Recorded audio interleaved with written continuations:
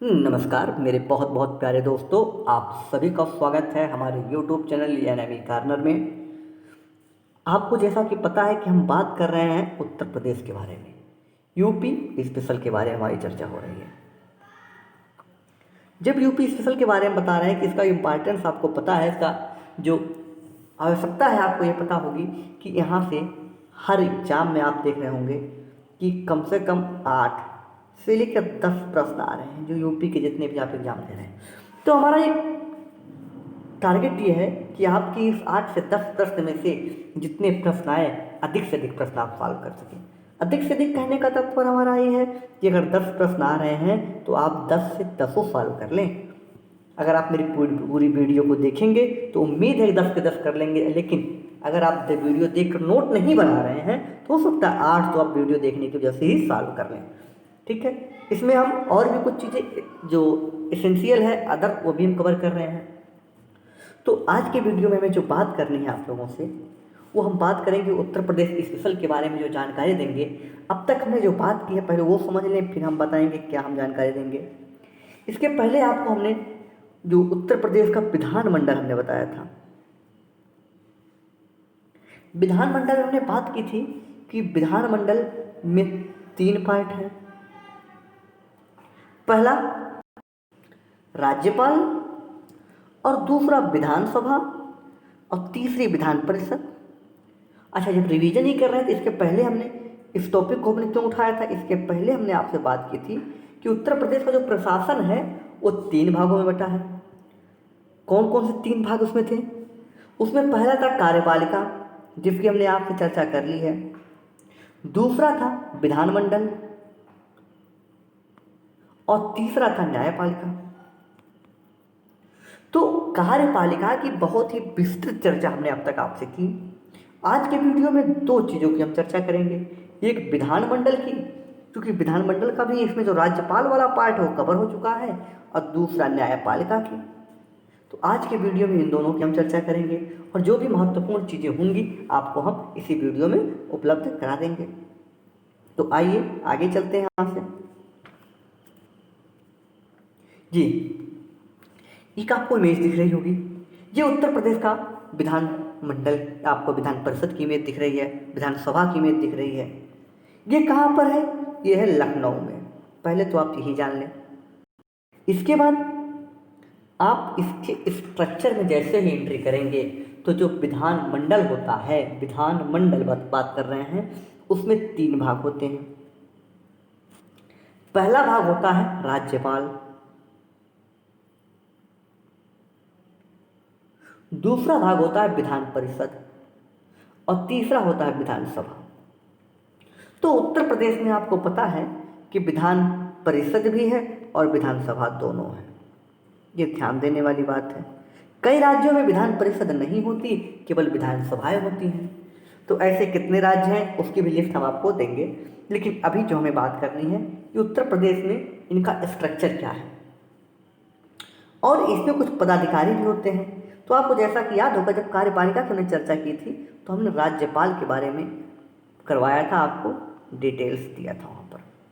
लेकिन अब राज्यपाल को यहाँ पर वही राज्यपाल का कार्य यहाँ भी है, वही चीज़ें यहाँ पर हैं, लेकिन यहाँ पे हमें जो बात करनी है मुख्यतः हमें बात करनी है जो शेष 2 अंग बच रहे हैं। एक है आपका विधान परिषद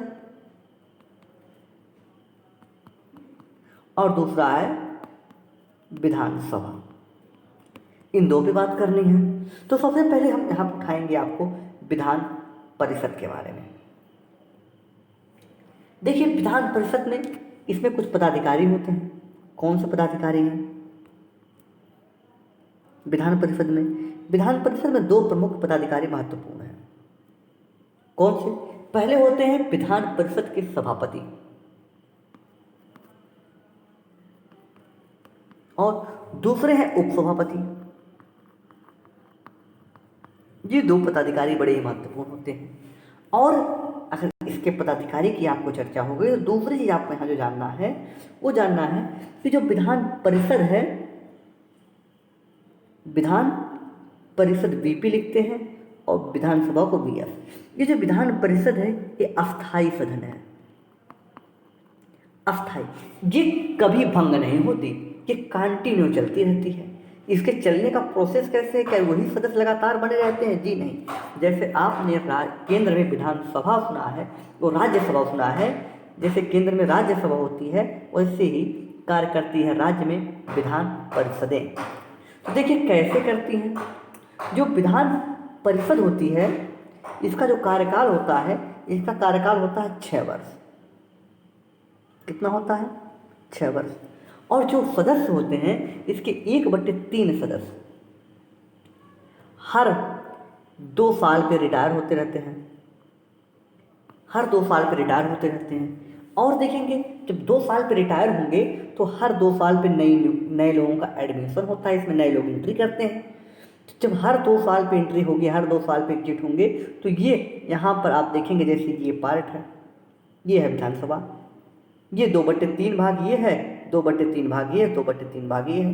तो जब ये इन 2/3 भाग का रिटायरमेंट होता है तो आगे 2/3 भाग फिर बन जाते हैं। इससे फिर ये पूरी तरह से उनका उतना कार्यकाल होता है। फिर जब इनका रिटायरमेंट होगा फिर आगे बन जाएंगे। तो ऐसे ही एक तरफ रिटायरमेंट होगा, एक तरफ जुड़ते लोग चले जाएंगे। तो इस तरह से आप देखेंगे ये जो सदन होता है कभी भी भंग नहीं होता। इस कारण से क्या कहते हैं? अस्थायी सदन कहते हैं। अस्थायी सदन है। अच्छा, इसकी योग्यता क्या है? इसमें जो एंट्री करते हैं उनकी योग्यता क्या है? जी हाँ, योग्यता की बताएं तो इसकी योग्यता के लिए 2 चीज़ें बहुत ही महत्वपूर्ण है। पहला कि जो भी इस व्यक्ति की योग्य बनने की, जो इसमें सदस्यता लेने की योग्यता रखता है, पहला उसे 30 वर्ष की आयु होनी चाहिए, सबसे पहली विशेषता है। उसके बाद देखा जाता है क्या वो भारत का नागरिक है या नहीं। अगर वो भारत का नागरिक है तो वो योग्य है। 2 विशेषताएं हैं। पहला 30 वर्ष की आयु होनी चाहिए और भारत का नागरिक होना चाहिए। कार्यकाल हमने बताया कितना? 6 वर्ष होता है। अब बात कर रहे थे गठन कब हुआ था। इसका गठन ब्रिटिश शासन काल में ही हो गया था। जो उत्तर प्रदेश का जो विधान परिषद है उसका गठन ब्रिटिश शासन काल में 1937 में ही कर दिया गया था। वर्तमान में जो सदस्य संख्या कितनी है? वर्तमान में इसमें जो सदस्यों की संख्या है वह है उत्तर प्रदेश में 100। ध्यान रखिएगा कितनी है वर्तमान सदस्य संख्या? 100 है। तो इनका चुनाव कैसे होता है? ये चुने कैसे जाते हैं? इनका इलेक्शन कैसे होता है? आइए इनके इलेक्शन की बात कर लें। इनका इलेक्शन कैसे हो रहा है? इनका चुनाव होता है अप्रत्यक्ष निर्वाचन पद्धति से। ये कौन सी बला है? अप्रत्यक्ष निर्वाचन क्या होता है? जैसे आप जब वोट देते हैं, डायरेक्ट वोट देने जाते हैं, तो आप जिनको वोट देकर चुन के भेजते हैं, अगर वो किसी का चयन कर रहे हैं तो ये अप्रत्यक्ष है। क्योंकि जिनको अधिकार दिया है, राइट दिया है, वो आपके वोट, आपके मत का यूज करते हैं। जैसे उदाहरण के लिए कि आपने यहाँ से विधायक चुनकर भेजा है, कहाँ गए हैं? ये विधायक गए हैं आपके विधानसभा में, और ये विधायक अगर ये किसी का चयन करते हैं on the behalf of your आयु, आपके बिहाफ पे, आपके वोट के राइट जो आपने यहाँ अधिकार दिए हैं, तो इसे कहते हैं अप्रत्यक्ष पद्धति। ऐसे ही आप देखेंगे अप्रत्यक्ष पद्धति राष्ट्रपति का भी होता है। राष्ट्रपति के चुनाव में आप कभी वोट नहीं डालते, लेकिन जिनको आपने चुन कर भेजा है वो वोट डालते हैं। वोट डालते वो हैं जिनको आपने चुनकर भेजा है। यहाँ तक बातें स्पष्ट। तो ये चीज़ें आपको समझनी होगी। यह अप्रत्यक्ष चुनाव प्रणाली से होता है विधान परिषद का। दूसरी चीज, यहाँ पर निर्वाचक मंडल एक होता है। निर्वाचक मंडल यानी निर्वाचक मंडल में कौन कौन शामिल होता है ये जानना है। तो देखिए, निर्वाचक मंडल को 5 भागों में बांट कर हम देखेंगे। इसमें का जो 1/3 भाग है वो शामिल होते हैं नगर पालिका से। नगर पालिका के साथ जिला बोर्ड, स्थानीय प्राधिकारी, यानी ये लोकल गवर्नमेंट वाले जो हिस्सा हैं, एलजी लोकल गवर्नमेंट वाली जो बॉडी होती है, वहाँ से 1/3 हिस्सा शामिल होता है। और 1/3 हिस्सा जो मैंने आपको बताया, जो अप्रत्यक्ष चुने जाते हैं, अप्रत्यक्ष जिनको हम चुन कर भेज देते हैं, हमारे जो राइट का यूज करते हैं, वो कौन है? 1/3 यूज करते हैं।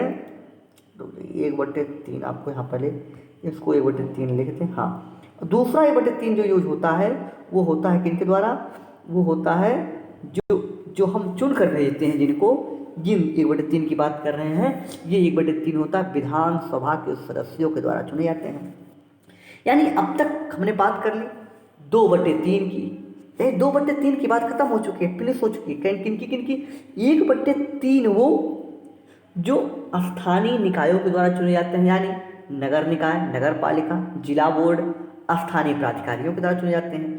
दूसरे 1/3 हैं, ये चुने जाते हैं विधानसभा के द्वारा, विधानसभा के सदस्यों के द्वारा। अब हो गए 2/, यानी अब आगे जो 1/3 बचेगा वो आप देखेंगे कई भागों में बटे होंगे। इसमें से 1/12, इसमें से 1/12 विश्वविद्यालय में जो 3 वर्ष से पुराने स्नातक हो चुके हैं, ग्रेजुएट हो चुके हैं 3 वर्ष से ज़्यादा, वो वोट डालते हैं, वो उनके द्वारा चुने जाते हैं। 1/12 ध्यान रखिएगा। और फिर अगला 1/12 जो होगा, जो अगला 1/12 होगा उसको आपको बताएं। अब देखिए 1/12 ही हो गया। फिर अगला 1/12 जो चुने जाएंगे वो किन से चुने जाएंगे? अगला 1/12 चुने जाएंगे माध्यमिक स्तर से ऊपर के जो शिक्षण संस्थान है इनसे चुने जाते हैं। और शिक्षण संस्थान में कौन? उनके जो अध्यापक होते हैं, जो टीचर होते हैं, वो चुनते हैं। अब बचा आपका कितना? अगर आपकी गणित ठीक होगी तो आपको समझ में आ रहा हो कितना अवशेष बचा है कि 1/3, 1/3, 1/12, 1/12, यानी बचा आपका 1/6 और है, 1/6 और बचा है। तो ये जो शेष 1/6 हैं वो चुने जाएंगे किनके द्वारा? शेष 1/6 की अगर हम बात करें तो 1/6 ये चुने नहीं जाते, बल्कि इनका मनोनयन होता है। ये आते हैं कहाँ से? मनोनयन के द्वारा। अब बात ये होती है मनोनयन कौन करता है? तो इनका मनोनयन करते हैं राज्यपाल महोदय। देखिए अब तक हमने बात कर ली कहाँ पे कैसे कैसे इनकी संख्या भरी जाती है। एक बार फिर से पूरी डिटेल में जितनी बात उसको हम समराइज करेंगे। हमने बात की 1/3 जो भरे जाते हैं ये स्थानीय गवर्नमेंट को द्वारा भरे जाते हैं, लोकल बॉडी के द्वारा। दूसरी 1/3 की हमने बात की, ये विधानसभा के सदस्यों के द्वारा भरे जाते हैं। फिर बचा 1/3 ही है, 1/3 में 1/12 ये भरे जाते हैं जो यूनिवर्सिटी के द्वारा जो ग्रेजुएट हो चुके हैं उनके 3 वर्ष के बाद, पुराने 3 वर्ष पुराने जो ग्रेजुएट होते हैं उनके द्वारा। फिर 1/12 ही फिर जितने माध्यमिक शिक्षण संस्थान हैं उनके टीचर के द्वारा। और फिर जो शेष बचता है 1/6 ये गवर्नर के द्वारा, जो राज्यपाल होते हैं, राज्यपाल के द्वारा इनका मनोनयन होता है। तो अब टोटल अगर आप जोड़ेंगे तो टोटल संख्या हो जाएगी कितनी? इनको जोड़ने पे 1 पूरा हो जाएगा, आप जोड़ सकते हैं। स्पष्ट है? तो आइए इतनी अगर बात आपको क्लियर हो गई तो यहाँ से हमने बात कर ली क्या? विधान परिषद थी उनकी डिटेल। अब विधान परिषद में कैसे सदस्य चुने गए, क्या योग्यता थी, इसकी भी हमने बात कर ली। हालांकि ये पार्ट पॉलिटी का है, हम इसे यूपी स्पेशल में क्यों करवा रहे हैं? हम एक ही लाइन में बता के चले जाते हैं कि उत्तर प्रदेश में वर्तमान सदस्य संख्या 100 है, लेकिन हमारा टारगेट है कि आप पॉलिटी के भी क्वेश्चन यहाँ से अटेम्प्ट कर सकें। अब बात कर ले विधानसभा की कि विधानसभा क्या है। जैसा कि हमने बताया था कि जो विधान परिषद था ये अस्थायी सदस्य है, अस्थायी सदन है, और इसे उच्च सदन भी बोलते हैं। ठीक वही राज्यसभा वाली कंडीशन। और जो विधानसभा है इसे निम्न सदन बोलते हैं। अच्छा, और क्या विशेषता है? निम्न सदन बोलते हैं। अगर आप देखेंगे तो एक अनुच्छेद है आर्टिकल 170, ये क्या कहता है?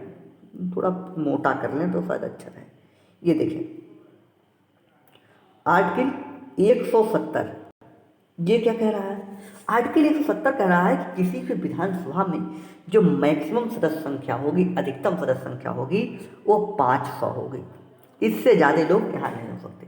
लेकिन मिनिमम कम से कम कितने लोग होंगे? 60 लोग। लेकिन इसके भी कुछ अपवाद हैं, उसकी बाद में बात करेंगे। अब देखिए उत्तर प्रदेश में कितनी है? उत्तर प्रदेश में सबसे अधिक 404 संख्या है, 500 संख्या कहीं भी नहीं पाई जाती।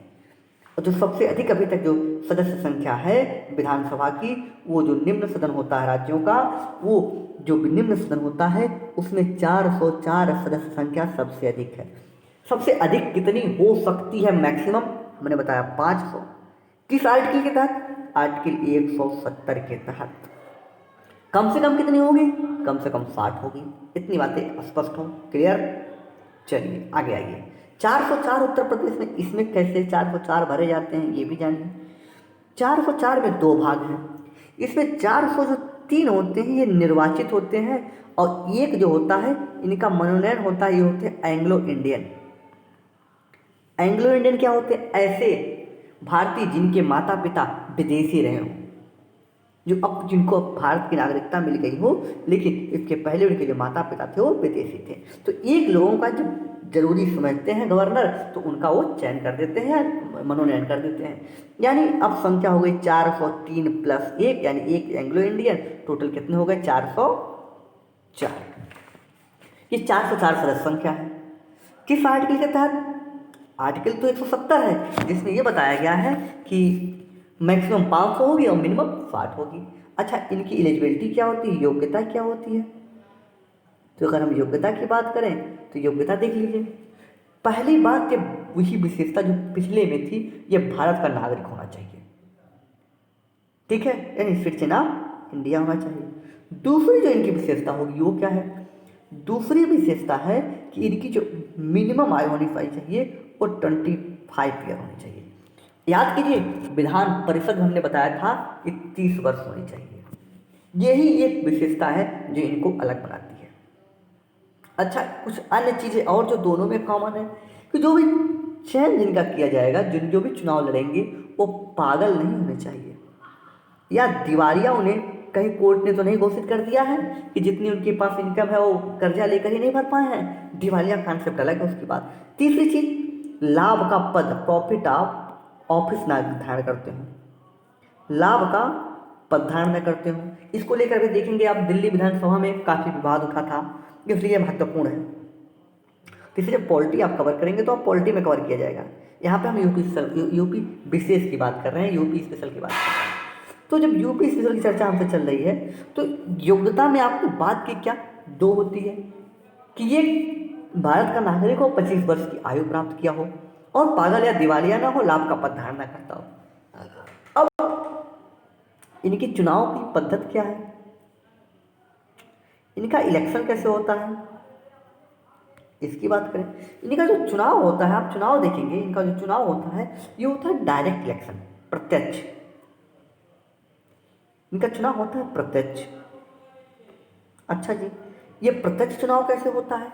जो जितने भी 18 साल से अधिक वर्ग के लोग हैं और जिनका नाम वोटर लिस्ट निर्वाचन जो पद्धति या जो निर्वाचन लिस्ट आती है उसमें नाम आया हो, वो सभी व्यक्ति अपने अपने प्रतिनिधि चुनते हैं। जो जिन प्रतिनिधि को सबसे ज़्यादा वोट मिलता है वो फाइनली जीत कर विधायक बनते हैं और जाते हैं कहाँ पर? विधानसभा में। ये उनकी क्या है? निर्वाचन पद्धति। अच्छा, जो चुन लिए जाते हैं उनको शपथ लेना पड़ता है, ध्यान रखिएगा, ये आपके पॉलिटी की चीज़ बता रहे हैं। शपथ लेना पड़ता है किसके? 3री अनुसूची के अनुसार। और शपथ कौन दिलाता है? दिलाते हैं राज्यपाल महोदय, ठीक है, राज्यपाल महोदय शपथ दिलाते हैं। इतनी बातें। अब देखिए, इसमें भी पदाधिकारी 2 ही होते हैं। कौन कौन? इसमें अगर देखें पदाधिकारी होते हैं, एक होते हैं अध्यक्ष और एक होते हैं उपाध्यक्ष। ये उपाध्यक्ष जरूरी नहीं हो, कभी होते हैं कभी नहीं होते हैं, लेकिन होने चाहिए। लेकिन देखिए, अध्यक्ष जो वर्तमान में है पीडी टंडन, नहीं सॉरी, ये पहले पीडी टंडन जो है ये पहले अध्यक्ष थे, और वर्तमान में जो अध्यक्ष हैं वो है हृदय नारायण। नाम लिख देते हैं आपको, हृदय नारायण, पूरा नाम है हृदय नारायण दीक्षित। ये वर्तमान विधानसभा के अध्यक्ष हैं उत्तर प्रदेश के। पूछा जा सकता है, बहुत ही महत्वपूर्ण है। इन्हें स्पीकर भी कहते हैं, ध्यान रखिएगा। अगर आप स्पीकर से परिचित हो तो स्पीकर याद रखिएगा, ठीक है। अब तक जो हमने यहाँ पे बात की उसकी एक छोटी सी समरी। अच्छा, जो पहले उपाध्यक्ष थे उनकी बात कर लें। रुक जाइए, ऐसे देखें कि हमने अध्यक्ष की बात की, हमने उपाध्यक्ष की बात कही। जो वर्तमान अध्यक्ष हैं उन्हें बताया कि हृदय नारायण दीक्षित हैं, HND हैं। और जो पहले उपाध्यक्ष हुए उनकी हमने, पहले अध्यक्ष हुए उनकी हमने बात की कि पीडी टंडन हुए। पीडी टंडन, पूरा नाम पुरुषोत्तम दास टंडन। और जो पहले उपाध्यक्ष हुए हैं वो हुए अब्दुल हकीम।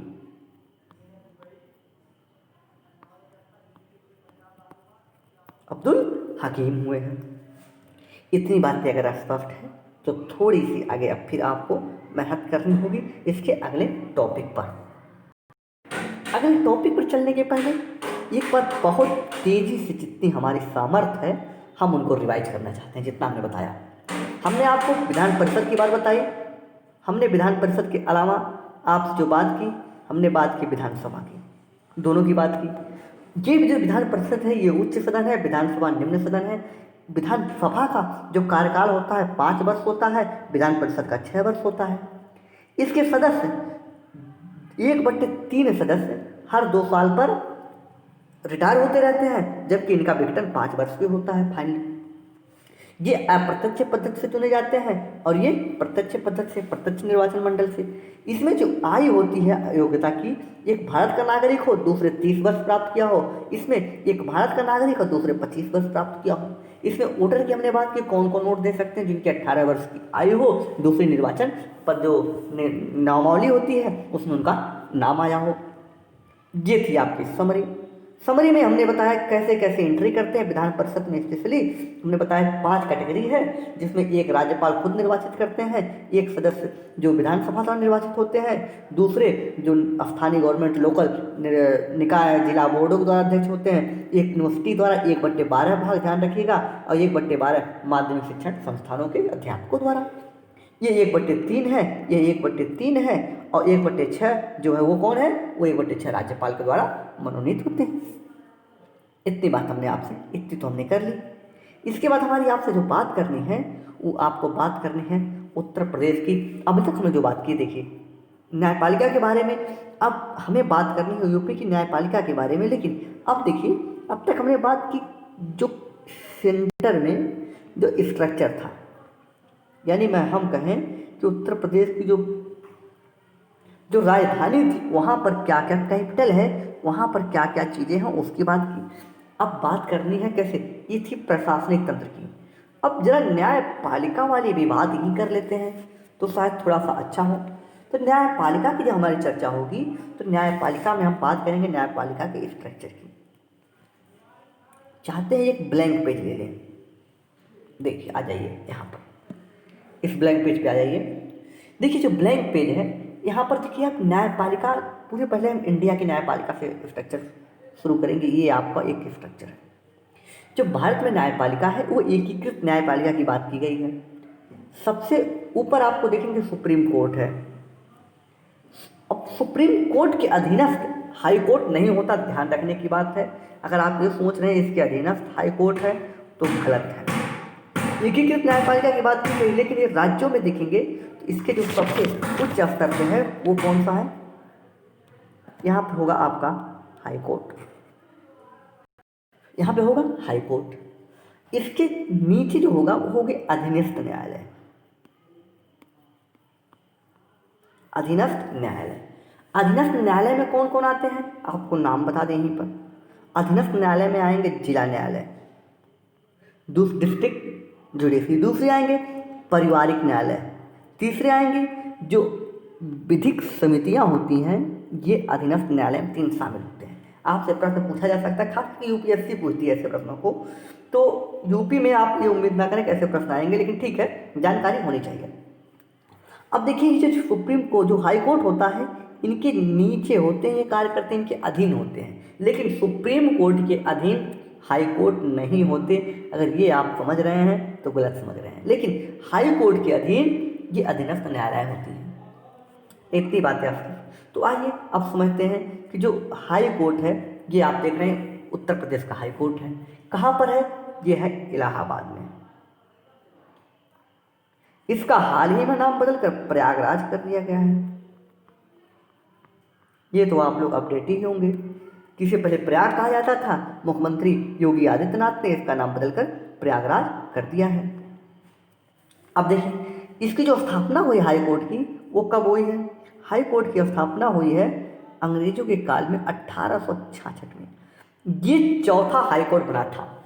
सबसे पहले अगर देखेंगे जो रेगुलेटिंग एक्ट 1973 आया था, उसमें 3 हाई कोर्टों की स्थापना की बात की गई थी, मद्रास, कलकत्ता और बॉम्बे। इन तीनों के बाद अगर किसी हाई कोर्ट की स्थापना हुई थी तो इलाहाबाद का हाई कोर्ट था। ओके, इसके बाद इसमें जो टोटल न्यायाधीश हैं, भारत में सबसे अधिक न्यायाधीश हैं, कितने? 160। ध्यान रखिएगा, उत्तर प्रदेश में विधानसभा की सीटों में सबसे अधिक सदस्य 404 हैं, और जो सब हाई कोर्ट है यहाँ का, वहाँ पर सबसे अधिक सदस्य संख्या 100 न्यायाधीशों की 160 है। ये पूरे भारत में सबसे बड़ा न्याय हाई कोर्ट है, ये भी ध्यान रखिएगा। जो हाई कोर्ट है, उच्च न्यायालय है, भारत में सबसे बड़ा है। यहाँ के जो एक चीज और यहाँ पे जानिए, यहाँ के जो मुख्य न्यायाधीश हैं, अच्छा यहाँ के मुख्य पीठ की बात करें, यहाँ पे जो मुख्य पीठ है उसकी मुख्य पीठ है इलाहाबाद में, और इसका एक खंडपीठ भी है जो लखनऊ में अवस्थित है। कंफ्यूज कराता है आपको यहाँ पर कि इसकी मुख्य पीठ लखनऊ में है, इसका खंडपीठ इलाहाबाद में। जी नहीं, ये गलत होगा। इसकी जो मुख्य पीठ होगी वो इलाहाबाद में है, और इसकी जो खंडपीठ होगी वो लखनऊ में है।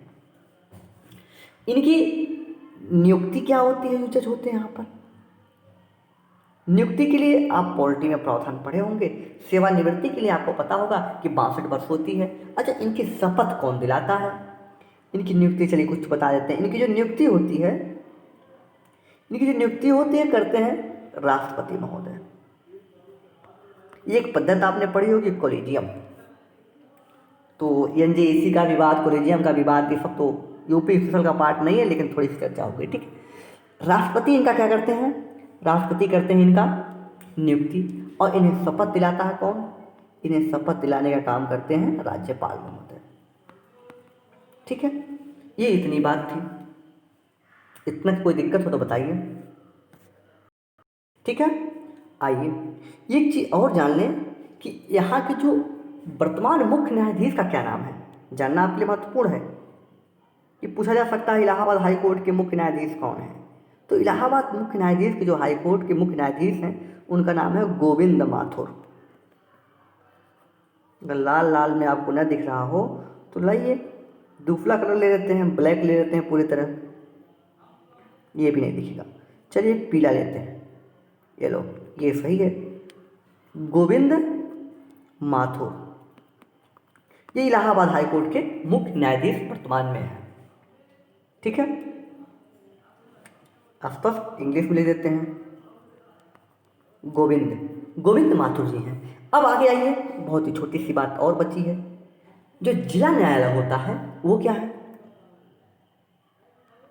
जो डिस्ट्रिक्ट न्यायालय होता है उसकी बात कर ले तो जिला न्यायालय भारत उत्तर प्रदेश में आपको पता है कि 75 जिले हैं, और प्रत्येक जिले में एक न्यायालय बनाया गया है, न्यायिक जिलों में बांटा गया है, और 75 जिला न्यायालय है।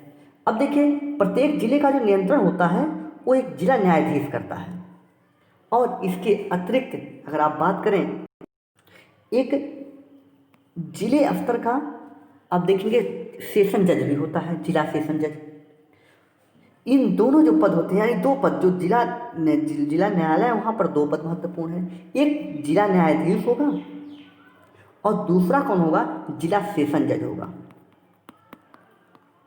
इन दोनों की जो नियुक्ति होगी ये करते हैं राज्यपाल महोदय, गवर्नर ऑफ स्टेट, राज्यपाल महोदय करते हैं। और किसकी सलाह से करते हैं? ये हाई कोर्ट के जो उच्च न्यायालय होता है, उच्च न्यायालय की सलाह के द्वारा, सलाह पर ही इनकी नियुक्ति करते हैं।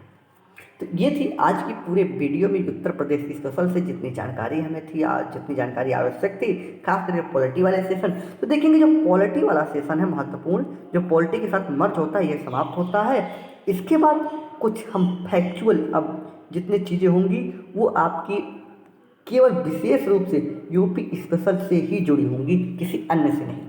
कि अब तक जो हमने बात की, आप देखेंगे यूपी भी कवर हो रहा था और अदर भी कवर हो रहा था, जो जीएस का भी पार्ट था, लेकिन अब हम केवल बात करेंगे यूपी स्पेशल से अगली वीडियो में। आइए जितनी हमने चर्चा की है उसकी एक बार हम पीपीटी आपको दिखाते हुए आगे बढ़ते हैं। हमने बात की विधानमंडल जो होता है उसमें राज्यपाल, विधान परिषद और विधानसभा में बटा होता है, 3 भाग होते हैं। इसके बाद आगे हमने बात की कि जो विधान परिषद होता है अस्थायी सदन होता है, सभापति, उपसभापति इसके सदस्य होते हैं, 2 प्रमुख अधिकारी होते हैं। योग्यता भारत का नागरिक हो, 30 वर्ष की आयु हो। कार्यकाल 6 वर्ष इनकी कार्यकाल होता है। 2 वर्ष पर 1/3 लोग सेवानिवृत्त होते हैं। इनका गठन 1937 में किया गया था। वर्तमान में सदस्य संख्या 100 है। और इनका जो चुनाव होता है अप्रत्यक्ष निर्वाचक मंडल के द्वारा होता है। तो यह अप्रत्यक्ष निर्वाचक मंडल कौन सी बना थी, हमने बताया था आपको। इसमें शामिल कौन से होते हैं, 1/3 सदस्य होते हैं नगर निकाय से, जिला बोर्ड से, स्थानीय प्राधिकारी से। 1/3 होते हैं विधानसभा के सदस्यों द्वारा। 1/12 होते हैं किसके द्वारा, जो 3 वर्ष पुराने स्नातक हैं, ग्रेजुएट हैं, खास करके यूनिवर्सिटी के। अब दूसरी चीज़ आप देखेंगे, 1/12 होते हैं माध्यमिक शिक्षण संस्थाओं के द्वारा, जो अध्यापक होते हैं वहाँ के। और 1/6 राज्यपाल स्वयं मनोनीत करते हैं।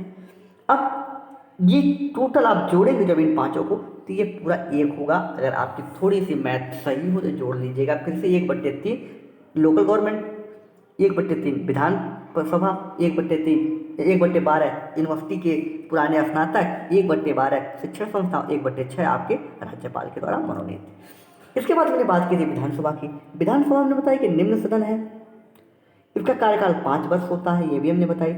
यहाँ पर 100 आर्टिकल 170 की हमने बात की थी, जो मैक्सिमम सदस्य संख्या 500 कहता है, मिनिमम 60 कहता है। तो उस अनुसार उत्तर प्रदेश में सदस्य संख्या 404 है, जिसमें 403 निर्वाचन है, निर्वाचित के द्वारा 1 एंग्लो इंडियन मनोनीत होता है। इनकी योग्यता जो है भारत का नागरिक होना चाहिए, 25 वर्ष की आयु, पागल, दिवालिया, लाभ का पद धारण न करता हो। चुनाव प्रत्यक्ष निर्वाचन मंडल द्वारा होता है। इसके सदस्य कौन होते हैं, कौन टोटल जो 18 वर्ष की आयु प्राप्त कर लिए हों और जो निर्वाचक नामावली हो उनमें उनका नाम हो। इनको जो शपथ दिलाया जाता है 30वीं अनुसूची के द्वारा, राज्यपाल इन्हें शपथ दिलाते हैं। और ध्यान रखिएगा, ये गोपनीयता की भी शपथ लेते हैं। और इनकी सदस्यों की जो अध्यक्ष और उपाध्यक्ष 2 पद होते हैं, इनमें आपको हमने बताया हृदय नारायण वर्तमान में अध्यक्ष हैं और उपाध्यक्ष वर्तमान में पद खाली है। और जो पहले हुए थे वो पीडी टंडन हैं और पहले अध्यक्ष और पहले उपाध्यक्ष आपके अबुल हकीम हैं। इतनी आपसे हमने बात अभी की। इसके बाद हमने बात की थी जुडिशरी की। जुडिशरी की बात हमने आपको ये स्ट्रक्चर आपको बनाया था, पूरा बड़ा सा समझाया थी इस बात को कि उच्च न्यायालय होता है जो इलाहाबाद में है और उसके अधीनस्थ प्रत्येक जिले जो हैं 75, वहाँ पर अधीनस्थ न्यायालय की स्थापना की गई है। तो पहले हम उच्च न्यायालय की बात कर लें। उच्च न्यायालय की चर्चा मैंने बताया कि 1866 में इसकी स्थापना की गई थी। पूरे भारत का चौथा हाई कोर्ट था। 3 हमने बताया था कि रेगुलेटिंग एक्ट के तहत पहला मद्रास, कलकत्ता, मद्रास और बॉम्बे में बना दिए गए थे। उसके बाद चौथा हाई कोर्ट इलाहाबाद को स्थापित किया गया था। अब देखिए इसके जो न्यायाधीश होते हैं, इसकी न्यायाधीशों की संख्या 160 होती है, जो भारत में सबसे अधिक है। मुख्य न्यायाधीश आप इनका नाम बताया मैंने कहा क्या, गोविंद ठाकुर हैं, गोविंद माथुर हैं। और मुख्य पीठ आप देखेंगे इलाहाबाद में है और खंडपीठ लखनऊ में है। 62 वर्ष की आयु के बाद इन्हें सेवानिवृत्ति होती है इनकी। इतनी बातें हमने बताई। इसके बाद हमने आपसे बात की अधीनस्थ न्यायालयों की। इस वाले न्यायालय की भाग हमने बात की। तो अधीनस्थ न्यायालय में हमने बताया कि 3 न्यायालय शामिल होते हैं, एक जिला न्यायालय, एक पारिवारिक न्यायालय और एक विधिक समितियां जो होती हैं, तीनों शामिल होती हैं। तो इतनी बातें अगर हुई तो इसके बाद हम बात कर लें आपसे किसकी, जिला न्यायालय की। जिला हमने बात करी, योग्यता की बात की, मुख्य न्यायाधीश हमने बता दिया कौन है, गोविंद माथुर। जिला न्यायालय 75 जिला न्यायालयों में बटा हुआ है। ये जिलों का जो नियंत्रण होता है जिला न्यायाधीश करता है और एक इनके अतिरिक्त एक और होता है जिनका नाम है जिला सेशन जज। इन दोनों की जो नियुक्ति होती है राज्यपाल करते हैं हाईकोर्ट के परामर्श से। इतनी टोटल बातें थी जो आपको आज के वीडियो में जाननी। इसके बाद अगर हमारी आपसे बात होगी तो इसके बाद हम कुछ टॉपिक और लेके आएंगे जो बहुत ही महत्वपूर्ण होंगे और वो पूरे फैक्चुअल होंगे। इन फैक्चुअल टॉपिक पे हम बात करेंगे और वहाँ पर विशेषतः आपके प्रश्न जो आएंगे वो वहाँ से यूपी स्पेशल आएंगे। ये सब जो टॉपिक हमने बताए हैं अभी तक, ये टॉपिक आपने जब जीएस में पॉलिटी पढ़ रहे होंगे तो आपको चर्चा होगी। लेकिन यहाँ पे जो यूपी फोकस्ड हमने बताया थोड़ा सा वो नहीं होगा, लेकिन वो ओवरऑल होगा। ठीक है, तो इसके बाद हम अब अगले वीडियो में मिलेंगे। तो अगर अभी तक आपने हमारे यूट्यूब चैनल को सब्सक्राइब नहीं किया है तो प्लीज़ सब्सक्राइब करें, अधिक से अधिक लोगों तक शेयर करें। ठीक है, अब बहुत जल्दी 3 से 4 वीडियो में और हम पूरा यूपी स्पेशल आपको कवर कराएंगे। आपके नज़दीक में कोरोना पीरियड के बाद कई एग्ज़ाम लगातार आपके पास लगे हुए हैं, जहाँ पर जितने भी यूपी के एग्ज़ाम होंगे, चाहे वो लोअर से हो या अपर के, सबके लिए यूपी समान रूप से महत्वपूर्ण होगा। आपको जानकारी के लिए बता दें कि 8 से 10 प्रश्न आपको मिलेंगे। तो आज की वीडियो में इतना ही, मिलेंगे आपसे अगले वीडियो में। दीजिए आगे अपने मित्र रमेश चंद्र को। जय हिंद, जय भारत।